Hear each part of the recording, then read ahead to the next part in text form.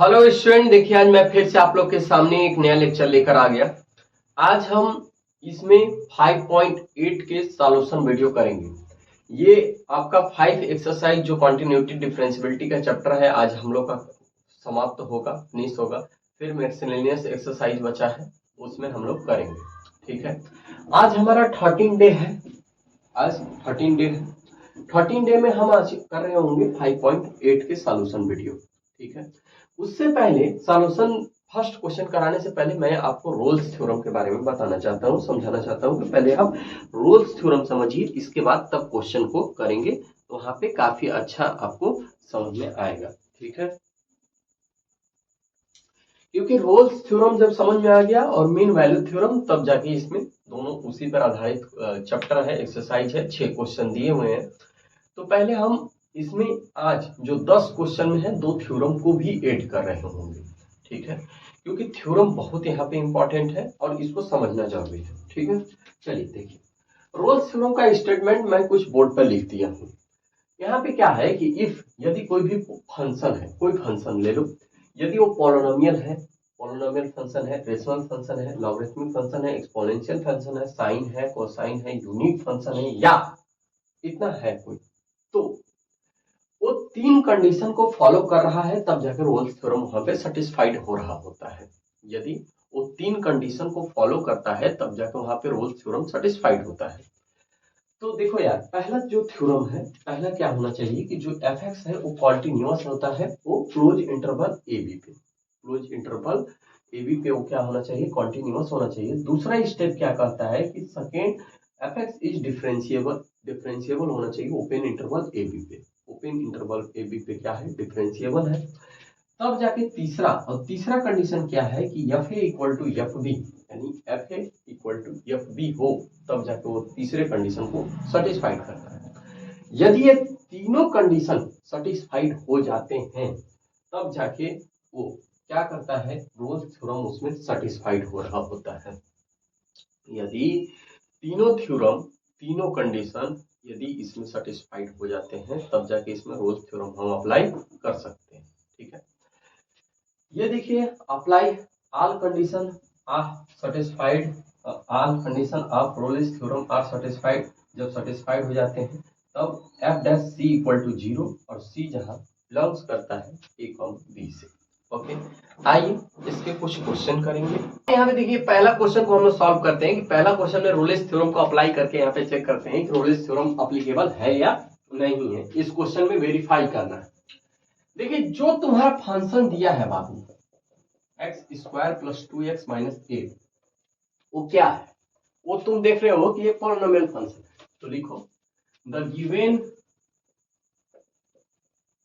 Function is polynomial. और जब polynomial है बाबू, तो पहला कंडीशन क्या होगा, यानी F X is continuous 8 is किस पे, ओपन इंटरवल किस पे, -4, 2 पे क्या होगा, कॉन्टिन्यूअस होगा। दूसरा भी F X is differentiable is in किस पे, ओपन इंटरवल -4, 2 पे कॉन्टिन्यूअस होगा। जब यह भी कॉन्टिन्यूअस और डिफरेंशिएबल हो जाएगा, तो तीसरा कंडीशन चेक करो, यानी F A equal to F B. भाई F A equal to F B, तो एफ ए क्या है तुम्हारा, -4 है ना जी, -4। बोलो फंक्शन क्या है, यानी -4 का स्क्वायर प्लस 2 इंटू -4 -8 16, और यहाँ पे तुम्हारा क्या है, -8 फिर -8, 16 - 16 इक्वल टू 0। अब बी भी चेक करो, बी की जगह पे क्या है, बी तुम्हारा है 2। बोलो, बी यानी 2 का स्क्वायर प्लस 2 इंटू 2 -8, 4 प्लस 4 -8, यानी 4 माइनस, अरे सॉरी यार, 8 माइनस 8 हो जाएगा इक्वल टू यहाँ पे 0 होगा। तुम्हें क्या पता चल रहा है, तीनों की तीनों कंडीशन सेटिस्फाइड हो रही है, तो क्या लिखेंगे, all condition satisfied, all condition satisfied of Rolle's theorem. जब रोलेस थ्योरम के कंडीशन, सभी कंडीशन यहाँ पे सेटिस्फाइड होते हैं, तो क्या होता है, F dash C equal to 0। बोलो क्या होगा, यानी 2c प्लस 2 इक्वल टू 0 हो जा रहा है, तो c equal to -2/2 equal to -1। और जो कि c किससे बिलोंग कर रहा है, c इक्वल टू -c, और c बिलोंग्स टू यानी -1 बिलोंग्स टू किसके किसके बीच है भैया, ओपन इंटरवल, इसके बीच में, हेंस लिख देंगे Rolle's theorem is applicable. Okay, ये देखिए दूसरा क्वेश्चन हम कैसे यहाँ पे सॉल्व करेंगे। दूसरा क्वेश्चन क्या कर रहा है कि F X equal to greatest integer function ये दिया है, इसमें सभी में चेक करना है कि क्या ये रोलेस थ्योरम इसमें एप्लीकेबल है या नहीं। इसमें क्या चेक करना है कि रोलेस थ्योरम यहाँ पे एप्लीकेबल है या नहीं है। आइए देखते हैं, चेक करते हैं कि रोलेस थ्योरम एप्लीकेबल हो रहा है या नहीं हो रहा है। आइए समझिए। सबसे पहली बात कि हमने पढ़ा था, क्या पढ़ा था कि एफ एक्स इक्वल टू जो ग्रेटेस्ट इंटीजर फंक्शन होते हैं, एक चीज समझिएगा, जो ग्रेटेस्ट इंटीजर फंक्शन होते हैं वो नहीं कॉन्टिन्यूअस होते हैं, नहीं डिफरेंशिएबल होते हैं। तो डायरेक्ट लिख दो यार कि जब न कॉन्टिन्यूअस होगा न डिफरेंशिएबल होगा तो यहाँ पे रोलेस थ्योरम एप्लीकेबल ही नहीं होगा। क्यों, तो डायरेक्ट लिख देंगे कि ग्रेटेस्ट इंटीजर फंक्शन जो है F X is not, F X equal to greatest integer function is not continuous और नॉट डिफरेंशिएबल। जब कॉन्टिन्यूअस भी नहीं है नहीं डिफरेंशिएबल है, हम क्या बोले कि यदि तीनों कंडीशन सेटिस्फाइड होना चाहिए, दो कंडीशन ऑटोमेटिक अनसेटिस्फाइड हो गया तो ये रोलेस थ्योरम को अप्लाई, रोलेस थ्योरम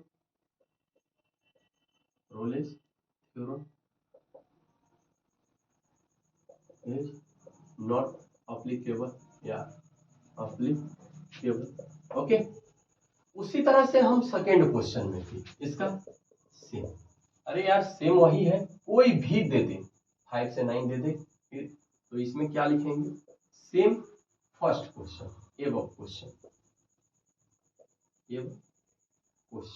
ठीक है।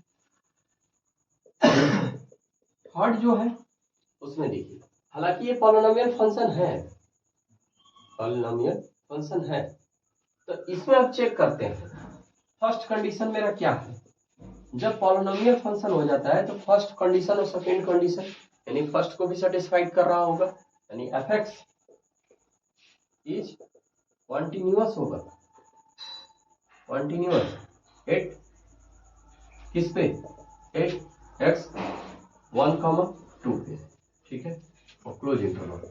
दूसरा F X is differentiable in open interval 1,2 पे।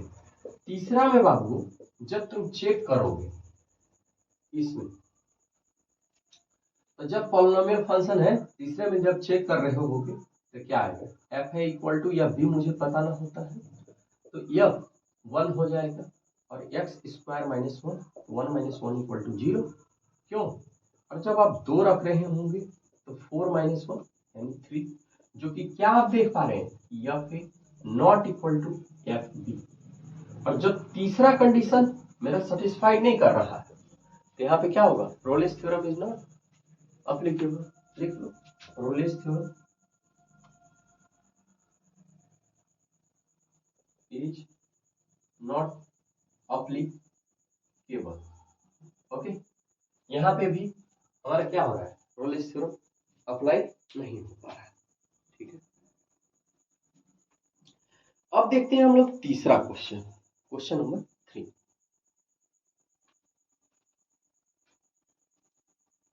क्वेश्चन नंबर देखिए तीसरा क्वेश्चन में क्या है, तीसरा क्वेश्चन को थोड़ा सा ध्यान से समझिए कि तीसरे क्वेश्चन को यहाँ पे हम कैसे करेंगे। तीसरे क्वेश्चन में कुछ नहीं है भाई, इसमें पूछा है कि इफ एफ सच दैट -5, 5 पे tending to R is a differentiable function, एक डिफरेंशिएबल फंक्शन है, and if F dash X does not vanish. Vanish का मतलब क्या होता है कि एफ डैश जो सी है नॉट इक्वल टू 0 दे रहा है, ठीक है। तो देन प्रूफ कीजिए इतना इक्वल टू इतना, नॉट इक्वल टू इतना। देखिए रोलिस थ्योरम का जो कॉन्सेप्ट होता है, थोड़ा सा रोलिस थ्योरम की कॉन्सेप्ट को हम समझेंगे। तो रोलिस थ्योरम कॉन्सेप्ट क्या बोलता है कि फॉर रोलिस थ्योरम पहला जो कंडीशन होता है वो क्या होता है कि फंक्शन कॉन्टिन्यूअस होना चाहिए क्लोज इंटरवल पे, डिफरेंशिएबल होना चाहिए ओपन इंटरवल पे यहाँ पे, और तीसरा कंडीशन क्या होता है कि F equal to F B होता है। तब जाके वहां पे रोलेस थ्योरम क्या कहता है कि F dash C equal to 0 और C belongs to A comma B. We are given function F X is continuous and differentiable -5, 5 पे क्या है, कॉन्टिन्यूअस और डिफरेंशिएबल। थोड़ा सा ध्यान दीजिए, यहाँ पे वेनिस लिख दिया तब जाके क्या हो जाएगा कि F dash C not equal to 0, जब इस ये क्या है इसके बराबर 0 नहीं है। तो ये मैं इसी चीज को यहाँ पे लिखा हूं, F A not equal to F B, जब 0 नहीं होगा तो यानी ये कंडीशन को क्या कर रहा है एफ ए नॉट बी, तो यानी ये एफ -5 इक्वल टू 5 होगा, ठीक है। ये क्वेश्चन को मैंने पहले से ही लिख रखा था, इसका मतलब ये नहीं है कि ऐसे ही लिख दिया, मैंने ऐसे भी सॉल्व करा देता, बट सोचा कि थोड़ा सा यार चलो ठीक है बच्चों को समझ में आ जाए, ठीक है। आइए देखते हैं फोर्थ क्वेश्चन। फोर्थ क्वेश्चन को समझने से पहले मीन वैल्यू थ्योरम को पहले स्टेटमेंट उसका देख लेते हैं एक बार, इसके बाद हम आगे समझते हैं, ठीक है। आइए पहले स्टेटमेंट समझते हैं। मीन वैल्यू थ्योरम में क्या होता है कि यहाँ पे सेम वही है आपका रोलेस थ्योरम, जैसे हम लोग पढ़ रहे थे, तो रोलेस थ्योरम का ही ये सगा भाई मान लीजिए, ठीक है। तो जैसे हम रोलेस थ्योरम को सॉल्व कर रहे थे उसी तरह से यह भी मीन वैल्यू थ्योरम ही है। कह रहा है कि इफ यदि जो फंक्शन है, यदि वह पॉलिनोमियल है, रेशनल है, लॉगरिथमिक है, एक्सपोनेंशियल है, साइन है, कोसाइन है, ये यूनिक फंक्शन है, तो वहां पे डायरेक्ट फंक्शन कॉन्टिन्यूअस और डिफरेंशिएबल हो जाता है, ठीक है। बट इसमें क्या होता है कि जब दोनों कंडीशन सेटिस्फाइड कर रहे होते हैं तो हमारा फार्मूला होता है कि F dash C equal to F B minus F A by B minus A, okay. आइए समझते हैं, एक क्वेश्चन लेते हैं और डायरेक्ट यहाँ पे सॉल्व करके चेक करते हैं। Fourth question, question number 4, question number 4, question number 4, question number 4 को मैं इसी से सॉल्व करता हूँ। क्वेश्चन नंबर 4 में इसका जब सॉल्यूशन हम देखेंगे तो जो फंक्शन दिया है वो क्या दिया है, x square minus 4x minus 3, अब जो कि किस पे, एक्स बिलोंग्स टू इस पे 1,4 पे क्या होगा, कॉन्टिन्यूअस और डिफरेंशिएबल चेक करना है। तो आप तो यार डायरेक्ट देख रहे हो कि जो गिवन फंक्शन है, the given function is polynomial function, okay. और जब ये पॉलिनोमियल फंक्शन है तब क्या करोगे, तो डायरेक्ट पहला कंडीशन और दूसरा कंडीशन क्या हो जाएगा, सेटिस्फाइड हो जाएगा। तो फर्स्ट यानी F X is continuous in किस पे, open interval 1,4 and F X is differentiable in किस पे, ओपन इंटरवल 1,4 पे, ठीक है। अब तब जाके तब यहां से क्या लिखेंगे कि आल कंडीशन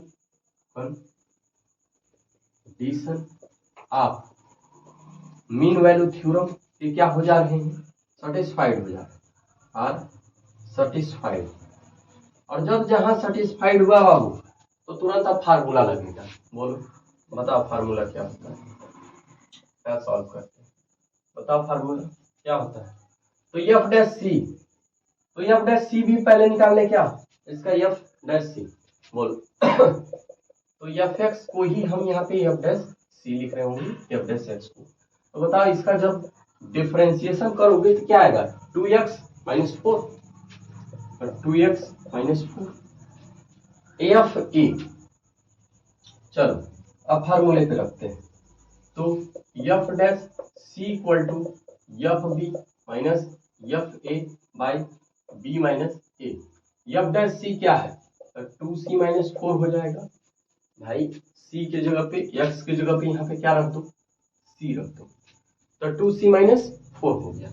अब इसी तरह से यहाँ पे देखो एफ बी है, b के जगह पे क्या है तुम्हारा 4, तो 4 इसके जगह पे पुट करो, एफ बी निकाल लो यार, एफ बी निकाल लो, तो b तुम्हारा क्या है, तो 4 है, क्या है तुम्हारा 4, तो बोलो 4 4 जा 16, फिर 4 4 जा 16 माइनस 3 यानी माइनस 3 आएगा, क्यों, x का स्क्वायर ही तो दिया है, हाँ जी, तो माइनस 3 यानी इसके जगह पे क्या लिखेंगे माइनस 3, और माइनस एफ ए क्या है ए के जगह पे 1 है, बोलो बाबू 1 का स्क्वायर माइनस 4 माइनस 3 यानी 1 माइनस 7 यानी माइनस 6 यानी माइनस माइनस यहाँ पे minus 6 by B minus A, B तुम्हारा 4 माइनस 1 माइनस 3 प्लस 6 बाई 3 यानी 3 बाई 3 1। अब तुम क्या देख रहे हो, तुम क्या देख रहे हो, सॉल्व करो यार, तो 2c माइनस 4, तो 2c माइनस 4 इक्वल टू 1, तो 2c equal to 1 plus 4 equal to 5, तो c की जो वैल्यू आ रही है 5/2 आ रही है। तुम क्या देख रहे हो कि जो कंडीशन मेरा दिया है क्या उसके बीच में है, तो हाँ, तो c इक्वल टू 5/2 जो कि c बिलोंग्स कर रहा है, बिलोंग्स टू इसके बीच ओपन इंटरवल 1, 4 के बीच में तो है ही, है। जब ये पॉलिनोमियल फंक्शन है तो ऑटोमेटिक है कि ये अब फंक्शन जो पहले क्या लिखेंगे, the given function is polynomial function,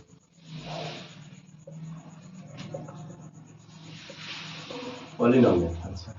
तो जब पॉलिनोमियल है तो पहला कंडीशन सेटिस्फाइड हो जाएगा, तो क्या लिखेंगे, एफ एक्स इज कॉन्टिन्यूअस 8 किस पे,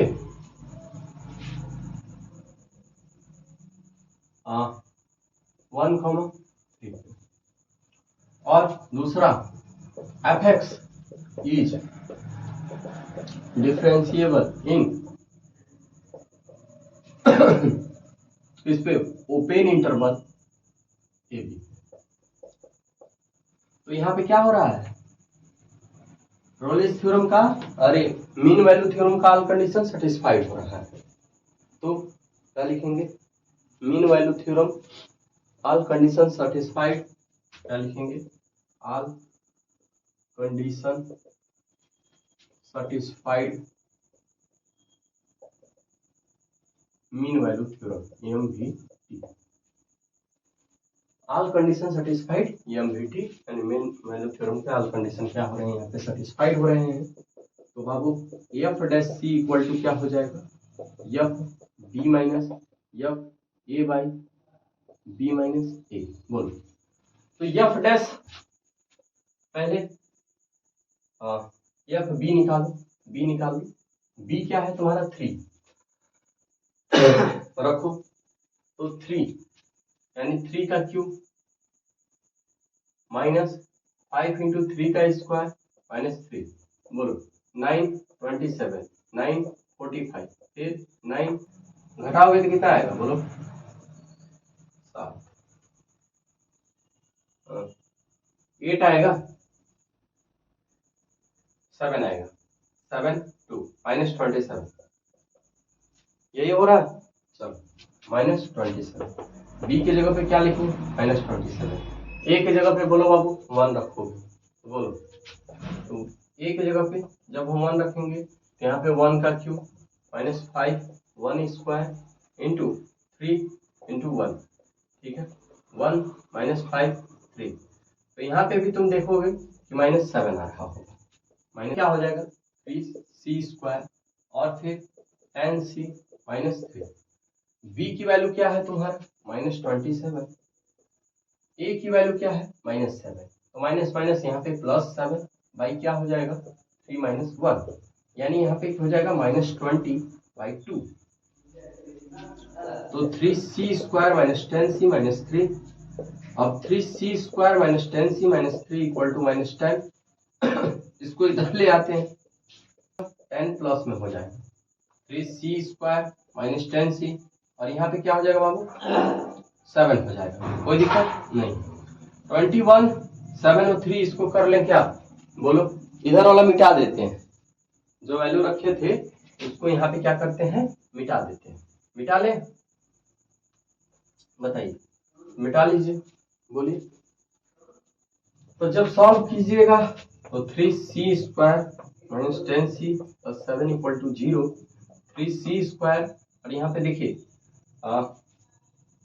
मल्टीप्लाई करने पे 21 आना चाहिए और 8 करने पे 10 आना चाहिए, तो बोलिए यार 7c - 3c + 7 = 0 लिख लें, c कॉमन लीजिए 3c - 7 और 1 कॉमन लीजिए 3c - 7 = 0, 3c - 7 और c - 1 = 0। यहाँ पे c की दो वैल्यू आ रही है, एक 3 और 1, जो कि क्या आप देख पा रहे हैं कि जो बिलोंग कर रहा है किससे 1, 3 के बीच है, 3 जो है इसके बीच में है, बीच में ही तो है, और 1 है, ठीक है। बट एक चीज और यहाँ पे बोला है कि जब f' = 0 हो तो क्या होगा, निकालो यार। जब f' इतना नोट कर लिए, मिटाते हैं। जब एक चीज और बोला है हमें, एक चीज और बोला है, एक चीज वो क्या बोला है तो उसको देखिए, f' जब 0 हो तब, यानी 3c² 10c - 3 = 0। बाबू ये कोई ऐसा है ही नहीं जो कि तुम्हारा घटाने पे 10 आ जाए, तो इसमें कौन सा यूज करेंगे, चचा को, यानी श्रीधरा चचा रूल अप्लाई करेंगे, यानी श्रीधराचार्य रूल को, ठीक है। आइए देखिए, तो 10c - 3 = 0, तो बताइए -b, बोलो बाबू, तो c = क्या हो जाएगा -b, यानी -b plus minus v² - 4ac/2a, यही तो फार्मूला होता है। तो c, b की वैल्यू क्या आता है -10, a की वैल्यू 3, b की वैल्यू -10, c की वैल्यू -3, बोलो बाबू रखो। तो b की वैल्यू क्या है माइनस, यानी minus minus plus, plus minus b का क्या है तो 100 -4 इंटू a की वैल्यू क्या है, a तुम्हारा 3, c की वैल्यू क्या है -3/2a, 2a कितना है 3, बताओ, प्लस माइनस यहाँ पे 100 हो जाएगा, 9 9 4 जा 36, और फिर यहाँ पे क्या आएगा 6, घटाओगे क्या आएगा 4, 6 क्या आ जा रहा है जी 9, ये माइनस माइनस प्लस हो जाएगा यार, 136 आ जाएगा, माइनस माइनस प्लस यानी 136, 10√, यहाँ पे क्या आ जाएगा 136/6। अगर 136 का तुम क्या कर रहे हो, रेशियो निकालो, इसका निकालो तो क्या आएगा, बोलो बोलो कितना आ रहा है 7, तो यानी क्या आ रहा है तुम्हारा 10√2√34/6, ठीक है। एक बार प्लस लेके चेक कर लीजिएगा और एक बार माइनस लेके चेक कर लीजिएगा, यानी जो क्वेश्चन नंबर 2 दिया है उसके 3 जो दिए हैं उसमें क्या मीन वैल्यू थ्योरम एप्लीकेबल है, यही मुझे बताना है।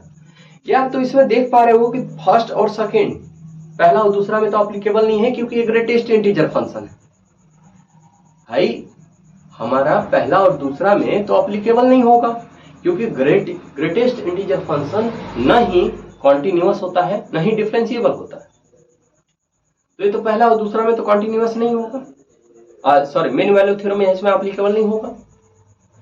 तीसरे में चेक करते हैं जब पॉलिनोमियल है तो, और जब तीसरे में मैं यहाँ पे डायरेक्ट तीसरा कर दे रहा हूँ, आप लोग पहला दूसरा में डायरेक्ट लिखिएगा कि mean value theorem is not applicable.